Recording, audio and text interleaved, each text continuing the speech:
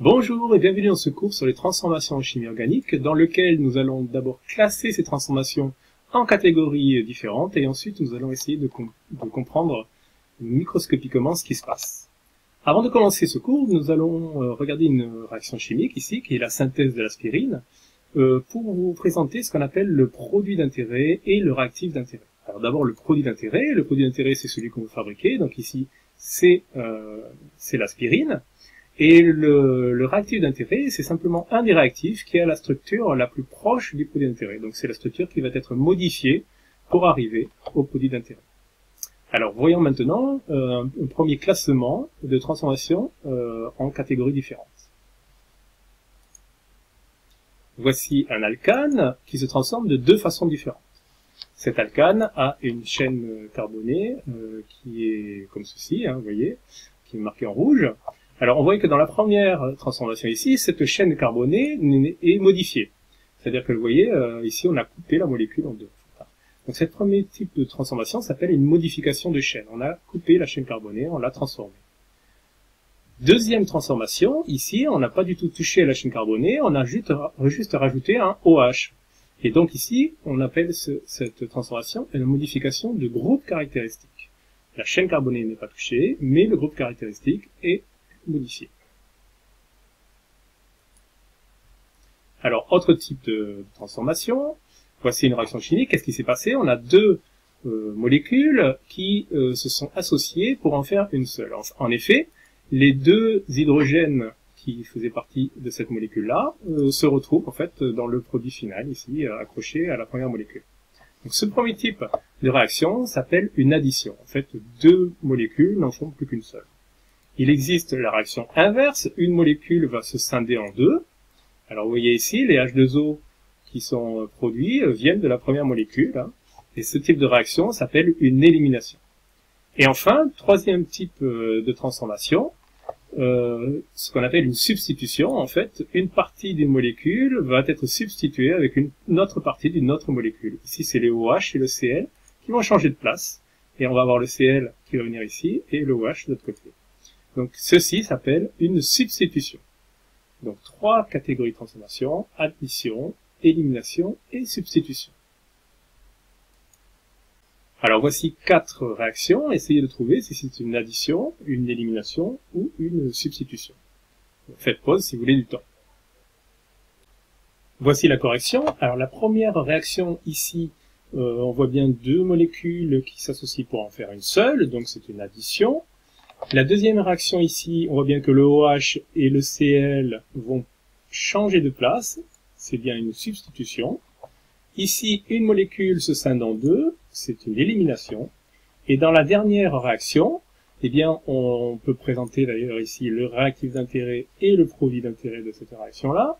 Et ce réactif d'intérêt, comment il va être modifié? Eh bien, en fait, on voit que le H et le Cl ne sont plus là après. Et donc c'est une élimination. Alors commençons l'interprétation microscopique avec cette réaction qui est une réaction d'addition entre le chlorure d'hydrogène et l'éthanol. Alors nous allons colorer en rouge l'oxygène et en vert le chlore pour suivre ce qui se passe. En fait, vous voyez, le chlore va venir s'associer avec le carbone qui est ici, alors que l'hydrogène qui était avec le chlore est venu s'associer avec l'oxygène pour fabriquer le produit que nous avons ici.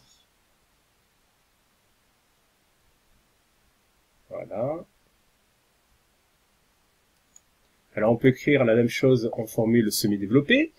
Donc voilà l'éthanol et voilà le chlorure d'hydrogène. Qu'est-ce qui va se passer? Deux liaisons vont se rompre et deux liaisons vont se fabriquer. Alors on peut se poser la question, pourquoi c'est pas l'inverse qui se passe? Pourquoi le chlore ne s'associe pas avec l'oxygène et l'hydrogène avec le carbone? A priori, ce serait possible. Pour répondre à cette question, en fait, il va falloir revenir sur quelque chose que vous avez vu l'an dernier et qui s'appelle l'électronégativité des atomes. Alors, voici deux petites molécules, le dihydrogène avec deux hydrogènes et le chlorure d'hydrogène. On va regarder comment sont répartis les électrons qui constituent la liaison covalente entre ces atomes. Entre les deux hydrogènes, les électrons sont répartis de façon équitable, parce que un hydrogène n'attire pas plus les électrons que l'autre hydrogène. Par contre, entre le chlore et l'hydrogène, ce n'est pas la même chose. Regardez, les électrons sont répartis plus du côté du chlore que de l'hydrogène. Or, les électrons sont négatifs, donc il va y avoir une petite surcharge de négatifs du côté du chlore et un manque de négatifs du côté de l'hydrogène, donc une petite charge positive du côté de l'hydrogène. On va marquer ceci sur la molécule comme ceci, delta moins et delta plus. Ces delta moins et delta plus s'appellent les charges partielles et montrent que cette liaison est un petit peu particulière. On dit qu'elle est polarisée, c'est-à-dire qu'elle se comporte un petit peu comme un dipôle avec une charge moins et une charge plus qui sont l'une à côté de l'autre. Alors, comment savoir si une liaison est polarisée? Il faut connaître la capacité qu'a un atome à attirer les électrons à lui. Ceci, ça s'appelle l'électronégativité. Nous travaillons souvent avec l'électronégativité de Pauling, et qui est représentée ici. Alors, par exemple, pour notre molécule qui est ici, l'électronégativité de l'hydrogène est de 2,2 et l'électronégativité du chlore est de 3,16, donc plus importante, vous voyez, hein, ce qui explique que les électrons vont être décalés du côté du chlore. On note l'électronégativité avec la lettre Chi, grecque, qui ressemble beaucoup à un X.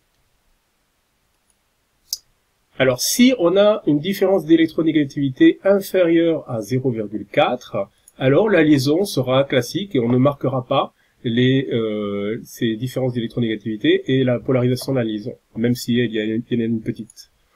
Par exemple, entre H et H. Par contre, entre 0,4 et 1,7 de différence d'électronégativité, on marquera les charges partielles, delta moins et delta plus, et on aura une liaison polarisée, comme entre H et Cl. Et si on a une électronégativité supérieure à 1,7, alors on considère que les électrons sont complètement capturés par un des deux atomes, celui qui est le plus électronégatif, par exemple entre K et Cl, et donc on a cette fois-ci ce qu'on appelle une liaison ionique. Donc les deux électrons sont considérés comme étant appartenant que au Cl et ont été perdus par le K+. En effet, l'électronégativité du potassium est de 0,82 et celle du chlore est de 3,16, donc une grande différence, ce qui explique donc qu'entre ces deux atomes, la liaison soit ionique. Alors terminons en essayant d'analyser la molécule d'éthanal. Est-ce qu'il y a des liaisons polaires dans cette molécule? Pour ceci, il nous faut l'électronégativité du carbone. Alors, entre le carbone et l'hydrogène, la différence d'électronégativité est trop faible pour marquer les charges partielles. Par contre, entre le carbone et l'oxygène, on va avoir donc une liaison polaire entre le carbone et l'oxygène, avec donc les électrons plus du côté de l'oxygène. Alors, revenons sur notre équation, et mettons cette fois-ci les charges partielles que nous avons analysées. Alors, avec ces charges partielles, il devient évident, cette fois-ci, que c'est bien le chlore qui est chargé delta moins, négatif, qui va aller attaquer la partie qui est positive. Les moins attirent les plus, et les moins repoussent les moins. Donc, on comprend tout à fait que le chlore ne s'associe pas à l'oxygène, et préfère s'associer au carbone. Et donc, c'est bien le chlore négatif qui va venir faire une liaison avec le carbone positif, et l'hydrogène qui était positif, qui va faire une liaison avec l'oxygène qui est négatif. Tout ceci s'attire. Alors nous allons maintenant représenter les mouvements des électrons qui nous mènent des réactifs au produit.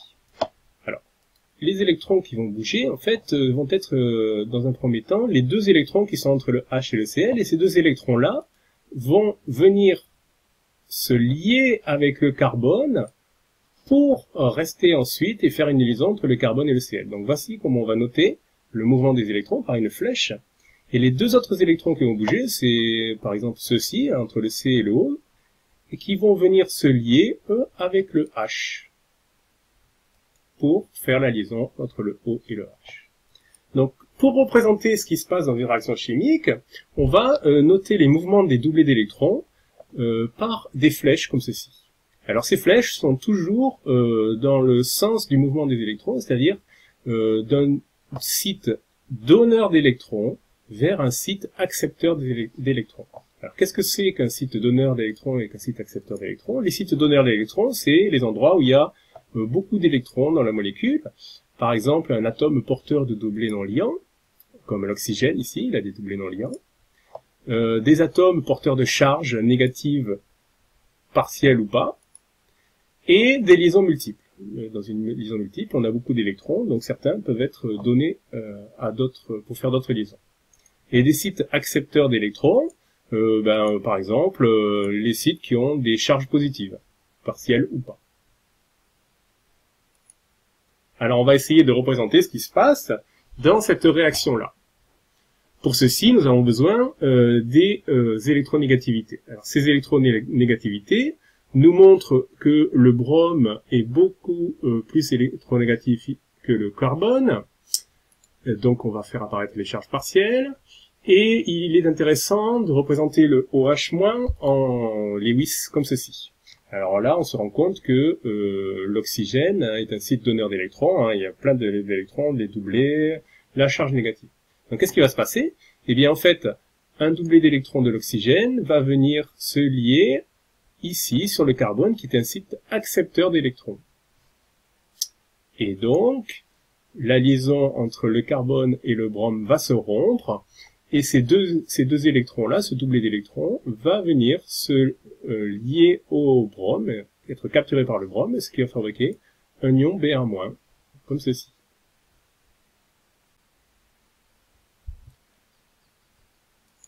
On termine en essayant de prévoir ce qui va se passer entre ces deux molécules. Alors, pour ceci, nous allons représenter HCl en Lewis.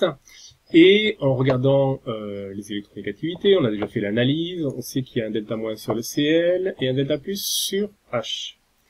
Alors, Cl est évidemment un site donneur d'électrons, mais dans la molécule d'à côté, on ne voit pas de site accepteur fort d'électrons.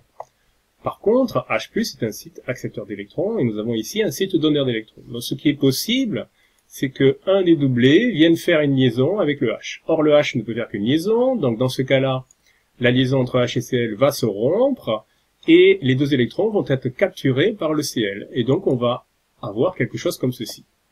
On va avoir un ion chlorure d'un côté, et de l'autre côté un carbone auquel il manque un électron, parce que ces deux électrons de la liaison covalente sont partis.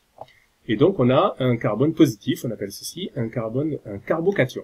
Évidemment, ceci n'est pas du tout stable, on a ici quelque chose de très négatif et ici quelque chose de très positif. Et donc on va avoir encore une liaison qui va se fabriquer entre donc un des doublés du chlore qui va venir faire une liaison sur ce carbocation. Et donc au final, voilà le produit de la réaction. Nous venons de faire ce qu'on appelle le mécanisme de cette réaction. Voilà, ce cours se termine. À bientôt!